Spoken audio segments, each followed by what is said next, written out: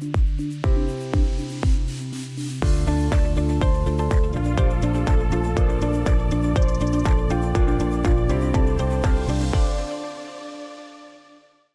noite, seja bem-vindo a mais um programa Tempo de Saúde, aqui no Novo Canal, como sempre para lhe explicar as principais dúvidas e temas relativos à saúde, e para isso temos sempre connosco o Dr. Diniz Carmo. Boa noite, doutor. Olá, Fátima, boa noite também aos telespectadores. Estamos no grande tema da coluna. No programa anterior falamos das escolioses e hoje iremos falar das hérnias discais. Para quem não sabe, o que é isto? Olha, vamos passar já de imediato a explicar com algum detalhe o que são hérnias discais, mas antes deixa-me fazer uma observação. Como você se lembra, quando há 15 dias eu disse que íamos falar da coluna, você teve uma reação espontânea que foi dizer ui. Ora bem, em relação às hérnias discais, eu espero que você esteja preparada para dizer ui.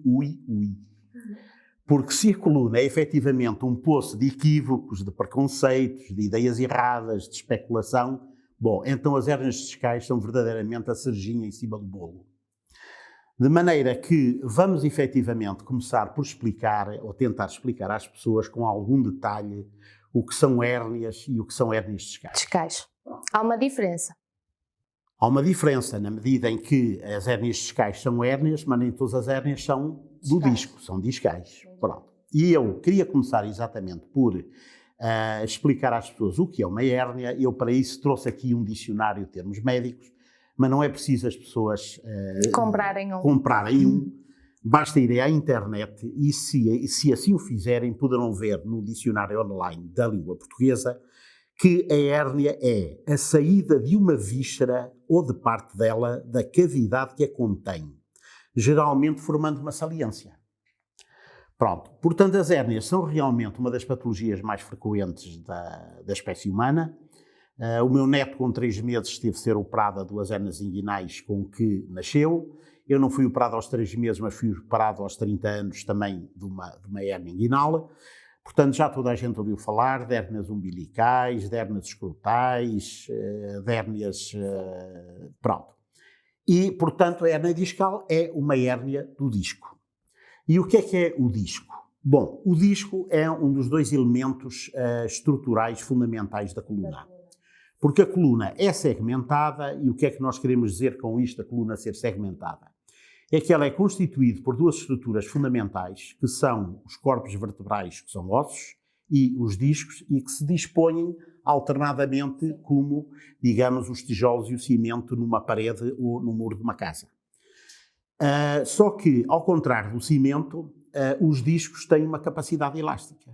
E é isso que nos permite, por um lado, absorver as pressões da coluna, quando nós andamos, como dissemos já anteriormente, quando corremos, ainda mais quando saltamos, mas também mobilizar-nos em todas as direções, seja inclinarmos para a frente, para trás, para os lados, ter movimentos de torção. Portanto, tudo isto é feito à base dos discos. E para que os discos possam cumprir esta função, eles são constituídos, digamos, por 2 porções, que se assemelham imenso a um amortecedor hidráulico. Talvez eu devesse dizer, em torno da verdade, que o amortecedor hidráulico é que se assemelha muito aos discos. Uma vez que o amortecedor hidráulico surgiram muito primeiro, já estão neste mundo há milhões de anos, enquanto que os amortecedores são uma invenção relativamente recente.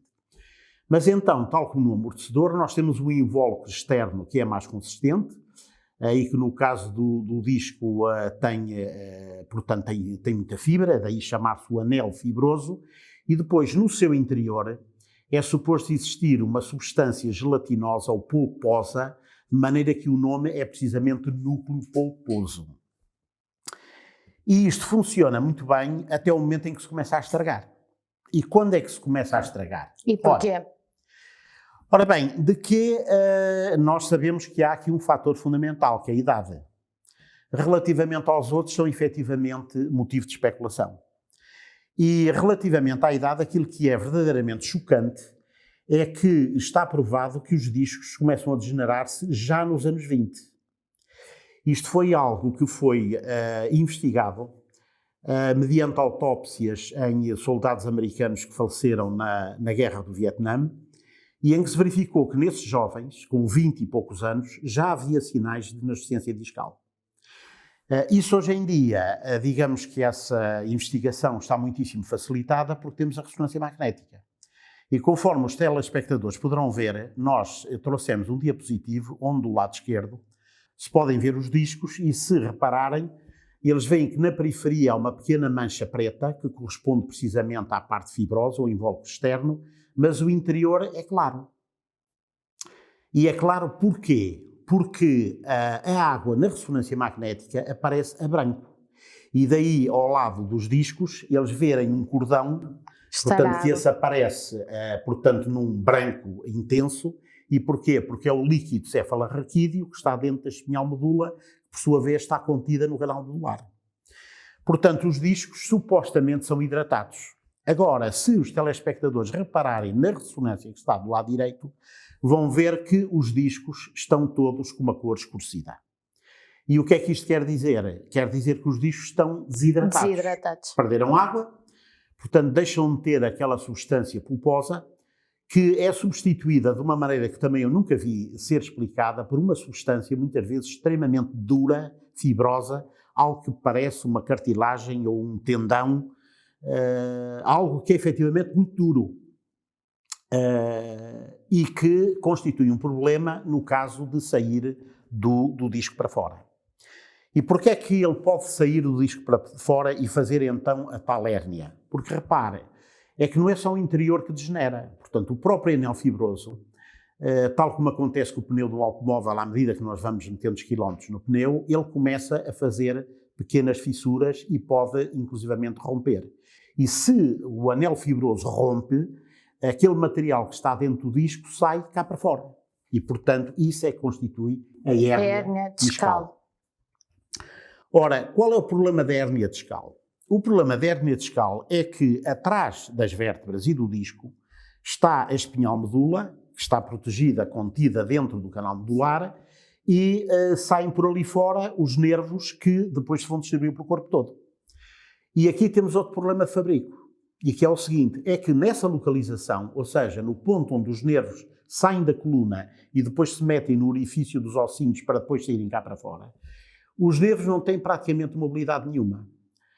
Eles, aliás, só poderiam estar mais presos se tivessem ali uma camada de cola para ainda os agarrar mais, portanto, ao corpo vertebral e ao disco. Quer dizer, a mobilidade dos nervos nessa zona é muito reduzida, o que quer dizer que qualquer pequena hérnia, aquilo que nós, os cirurgiões da coluna, muitas vezes até denominamos de ponta de hérnia, se estiver mal localizada...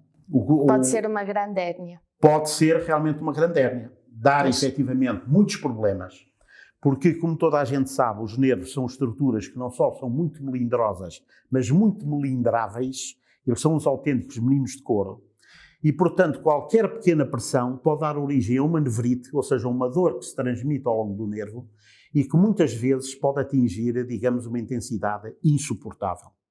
Aliás, deixe-me dizer-lhe que, na grande maioria dos casos das hérnias discais, aquilo que leva o doente a ser operado, mais do que os déficits neurológicos que podem, obviamente, surgir e que surgem muitas vezes no caso das hérnias discais, por causa da compressão dos nervos, mas, como eu dizia, na grande maioria dos casos, aquilo que leva o doente à sala de operações são as dores insuportáveis que o doente sente. Portanto, esse é que é o grande problema. Queria esclarecer também um outro pormenor, que é o seguinte, que é a chamada protusão discal. As pessoas estão familiarizadas com o termo hérnia, mas geralmente este termo de protusão causa uma certa confusão. E é algo que se vê com bastante frequência nos relatórios das ressonâncias magnéticas. E no fundo o que é uma protusão? Quer dizer, uma protusão, atendendo à definição, é também uma hérnia. Portanto, é uma hérnia de pleno direito, digamos assim.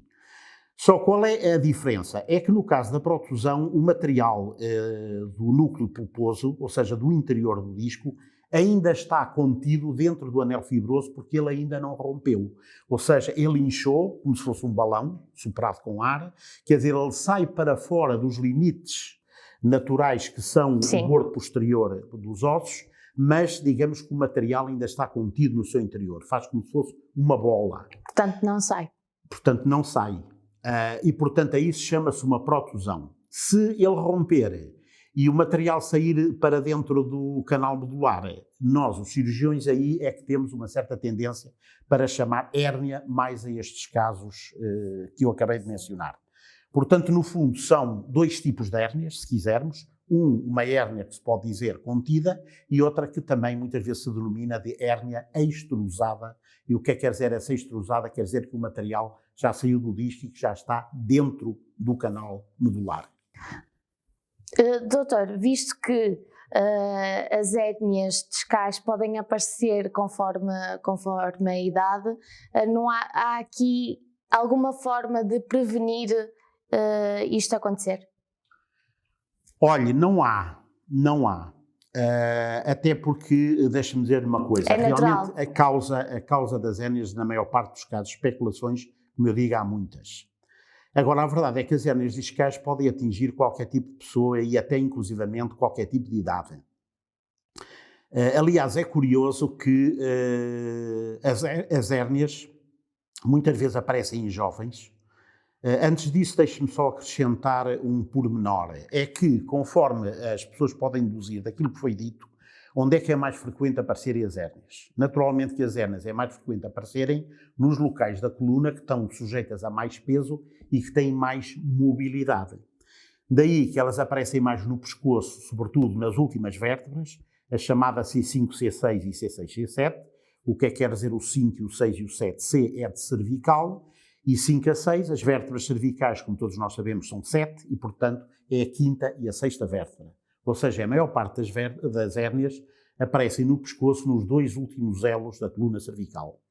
No tórax, como o tórax tem muito pouca mobilidade por causa das costelas, as hérnias discais são muito raras. Relativamente às hérnias lombares, temos uma situação semelhante à cervical. Habitualmente, as hérnias são nos dois últimos elos, denominados neste caso aqui de L4-5, de L5-S1, L porquê de lombar, S é de sagrada, portanto da coluna sagrada, e L4-5 é o número da vértebra, as vértebras lombares são 5, e portanto entre a quarta e a quinta... É nos extremos também onde há mais também pressão. Onde há mais pressão, e exatamente, onde há mais pressão. E é curioso que, repara, que de uma maneira geral as hérnias L5-S1 aparecem muito mais na gente jovem. E muitas vezes até pessoas que são desportivas e curiosamente magros. Sabe que nós médicos passamos a dizer às pessoas, e não só os médicos, mas toda a gente tem, digamos, a noção de que não se deve ter excesso de peso, de que a obesidade realmente é uma doença, que traz muitos malefícios, etc, etc. Daí que se há uma pessoa que é obesa e tem uma hérnia discal, muitas vezes dizer, olha, pois é, está a ver, você tem de emagrecer, tem de perder peso, tem de praticar exercício, etc.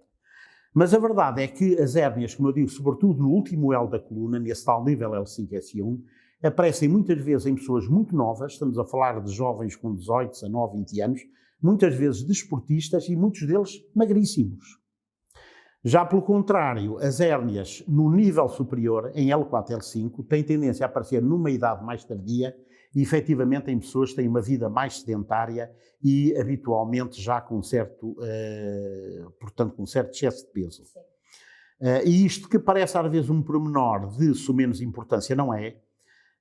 Até pelo prognóstico, porque de uma maneira geral as hérnias L5-S1 têm um prognóstico até cirúrgico muito melhor do que as hérnias L4-L5. São operações diferentes. As operações, no fundo, são muito semelhantes. Aquilo que nós fazemos num tipo de hérnia é praticamente a mesma coisa que fazemos na outra. Agora, o que eu acho que é diferente é o tipo de doentes que têm estas hérnias. Porque eu, como digo, as hérnias L4 e L5 têm tendência para ser hérnias já degenerativas, portanto, hérnias que aparecem, como eu digo, em pessoas já numa fase mais adiantada da vida e habitualmente já com outros problemas degenerativos, enquanto as hérnias L5-S1 geralmente aparecem em jovens. Portanto, o que é que se poderá fazer para evitar as hérnias? Isso, como eu digo, é um tema de especulação, não se sabe. Evidentemente que se há pessoas que têm, digamos, profissões muito esforçadas, sei lá, um encarregado de armazém, que é obrigado a abaixar-se dezenas de vezes ou centenas de vezes durante o dia, pegar em caixotes, colocar em cima de armários, pegar em cima, pôr em baixo. É claro que, teoricamente, essa pessoa estará mais sujeita a ter hérnias discais. Agora, repare que isso, como eu digo, é um assunto ainda muito controverso. Aliás, um outro problema, que aliás é muito semelhante àquilo que nós também já falámos aqui do túnel do carpo, que é saber se efetivamente essas hérnias discais podem ou não ser consideradas uma doença profissional. O que não é um assunto de sumenos importância para o doente, que muitas vezes, se tiver a sua doença classificada como doença profissional, tem efetivamente benefícios, Sim. inclusivamente nas compensações a que tem direito. Agora, há efetivamente muita legislação que não contempla a hérnia discal como sendo uma doença profissional e, aliás, repara que até há inclusivamente seguros, e nós já alertámos sobre isso, que não contemplam as cirurgias às hérnias discais. E, portanto, uma vez mais, eu aconselho as pessoas, quando fazem seguros, a lerem muito atentamente aquilo que lá está escrito, para depois não terem surpresas desagradáveis. Surpresas boas, entre aspas.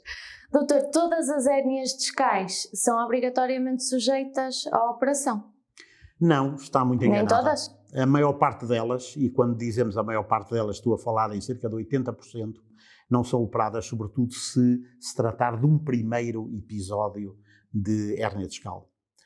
Aliás, isso penso que é uma das razões, eu tenciono dedicar um programa só a isso, porque eu penso que é uma das razões principais de haver tanta especulação, digamos, tanto relativamente ao tratamento, exatamente, porque repara, nós a partir do momento em que temos uma situação que é suscetível de curar espontaneamente, é evidente que qualquer tratamento se arrisca a dar resultado. Uma panóplia grande de tratamentos. Muito bem, doutor, por hoje ficamos por aqui. Por hoje ficamos por aqui. Espero que realmente tenha conseguido esclarecer um pouco os espectadores acerca realmente da anatomia e da natureza da hérnia discal, do que é efetivamente uma hérnia discal. Depois, na próxima semana, falaremos dos tratamentos. Iremos, se calhar, falar dos tratamentos. E se calhar de alguns conselhos que o doutor possa deixar aos nossos telespectadores. Também. Muito obrigada. Sim. Desejo-lhe um bom fim de semana e uma boa noite. Igualmente, Fátima. Obrigado, igualmente. E fica por aqui o programa Tempo de Saúde desta semana. Na próxima sexta-feira há mais. Boa noite e bom fim de semana.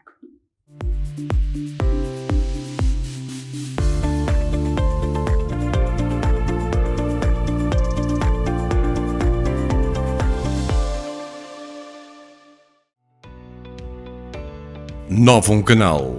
Sempre Novum, sempre seu.